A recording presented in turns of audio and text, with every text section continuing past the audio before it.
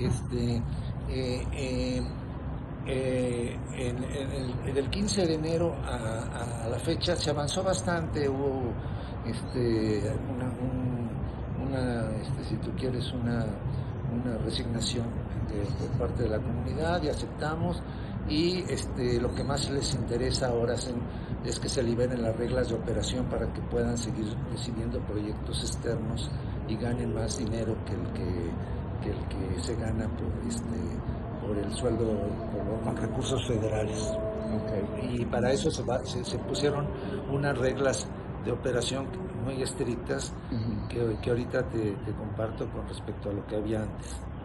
Y también se aceptó dentro del Consejo Académico hacer una nueva división sobre estudios del desarrollo. Entonces todo iba muy bien, hasta que decidimos, por estrategia y por cambio de administración, etcétera, remover a la directora de periodismo. Se despidió, sigue trabajando en la institución, y eso fue lo que desató la búsqueda de qué me encontraban para desacreditarme, y de ahí vino una acusación de plagio que apareció en primera plana del Universal y que me dedicó una página completa en la sección de cultura. Ya hemos respondido a esas acusaciones, hemos respondido a la revista donde se quejaron ellos de eso, y hemos respondido esperemos que ese asunto se aclare. ¿Se le consultó antes de realizar esta publicación? No, para nada. ¿No se solicitó entrevista? No, absolutamente nada. Se argumentó en el periódico que me habían hablado para que expusiera yo mi posición. Me escribieron a mi correo oficial del CIDE a las 9:30 de la noche del día previo a la publicación. Entonces, no hubo manera de decirlo.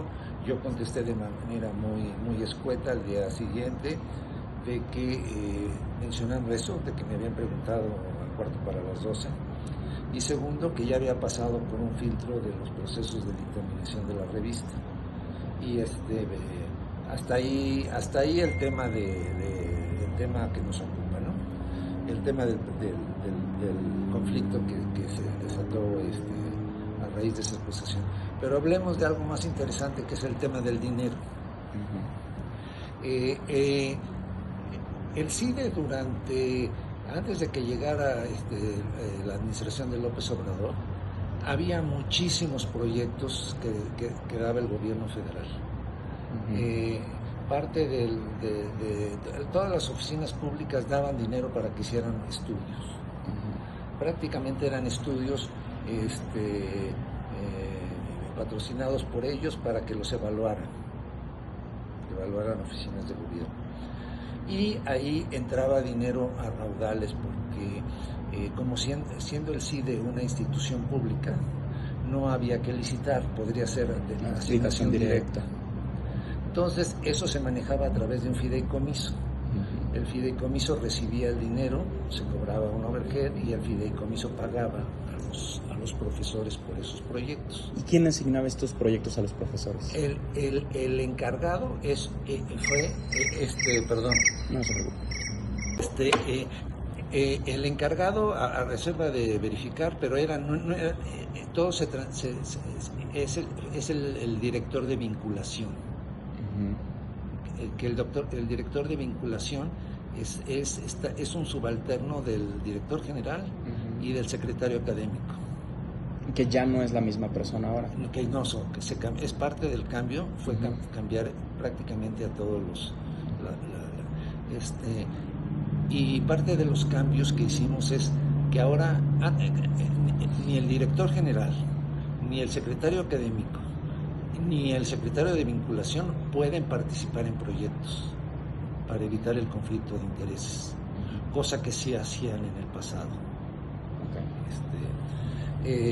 Estos proyectos eran asignados a estas personas, y no había, digamos, ningún orden o muy poco orden en esos proyectos. Todavía estamos en la fase hay como alrededor de 400 millones en la panza de ese fideicomiso. Okay. Ese fideicomiso lo están analizando contadores para ver qué hay en esa panza. Supuestamente es un fondo que se fue juntando a lo largo de los años.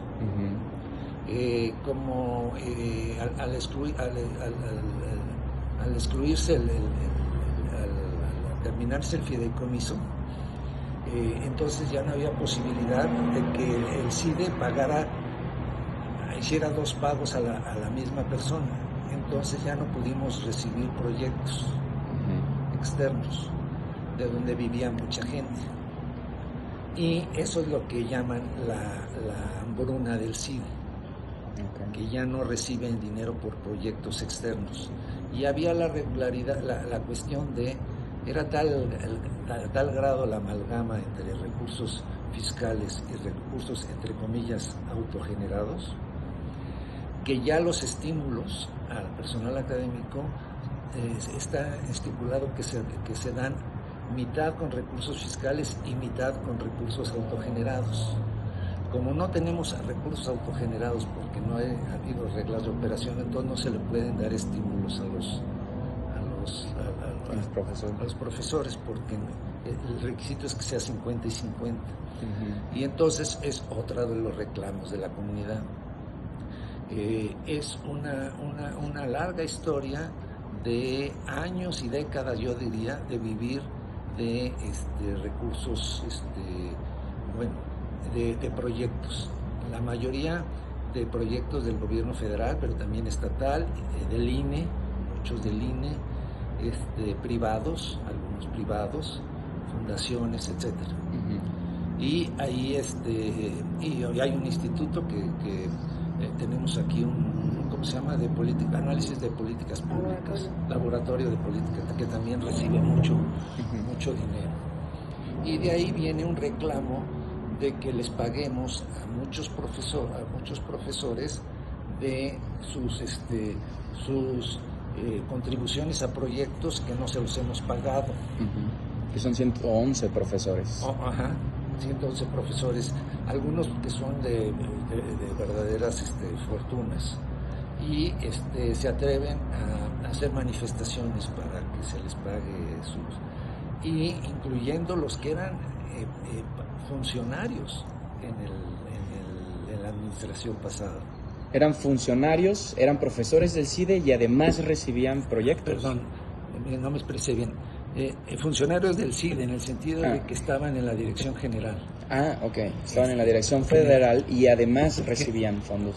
Estaban en la dirección general. Eran los encargados de asignar los recursos y participaban en las asignaciones. ¿Quién está en esta situación? ¿Tenemos algún nombre?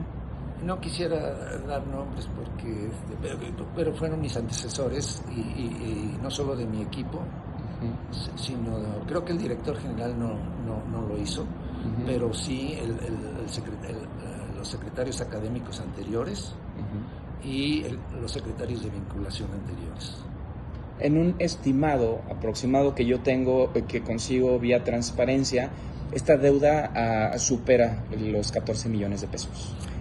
Argumentan los entre comillas afectados que llega a 17 millones.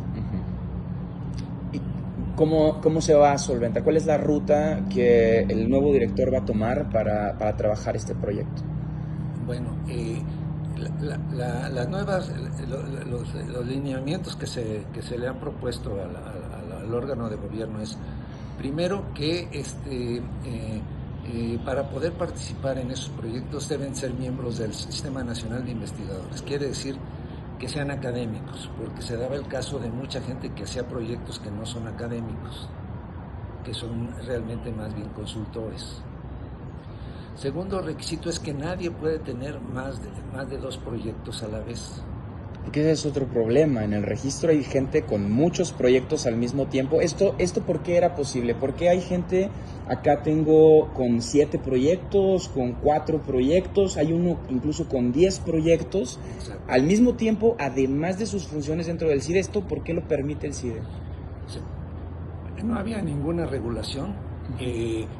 A lo mejor esa persona en realidad no hacía los proyectos, los conseguía, o sea, se los asignaba, él conseguía a la gente para que se hicieran y pues se llevaba un porcentaje de esos proyectos y lo repartía entre sus allegados. Podrían ser dentro del CIDE o fuera del CIDE. Mucha gente lo que hacía era contratar gente fuera del CIDE para que hiciera esos proyectos. Pagaba su overhead a la institución, él o ella recibía su participación y le pagaba a externos del trabajo. En el caso de financiamiento público, solo podían subcontratar el 49% del valor del proyecto a externos. Pero en el caso de proyectos privados no había esa limitante. Se podía subcontratar totalmente. Pues no totalmente, porque parte del porcentaje era el overhead, que a veces era mínimo, y lo del sueldo del profesor que conseguía el proyecto, o profesora que conseguía el proyecto. Eso ya se eliminó, solo 2 proyectos, y antes no había la restricción de que tenemos ahora, que nadie puede ganar más que el director general, y así sucesivamente, y ahora está limitado, pero antes no había ese límite. ¿Y este límite de derogación está considerando los proyectos? Es decir, el sueldo regular de un profesor más los proyectos, ahora me comenta que máximo 2 proyectos, ¿entendí bien? Esa suma de 2 salarios, por decirlo de alguna manera, no deberá superar las percepciones del director. Sí, ¿Es correcto? Más anual, más los estímulos que se les da por dar clases o por publicar. Okay. Entonces, en total, sus ingresos anuales no deben de superar el ingreso del director. Bien. En un rango, estimado doctor Romero, ¿los profesores del CIDE ganan más o menos que los profesores del resto del país en los mismos niveles? ¿Por qué hay esta discusión por el dinero? En general, para ser honesto, los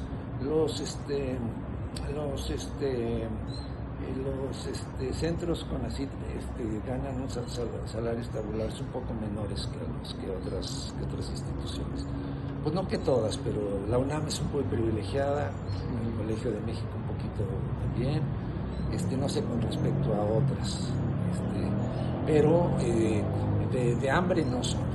De hambre no son los sueldos. Además, muchos reciben, que eso no es sueldo, eso lo reciben todos. Están los estímulos a la productividad, que son importantes, y también está el SNI, que no es parte del CIDE, esa ya es una cosa que se consigue por fuera.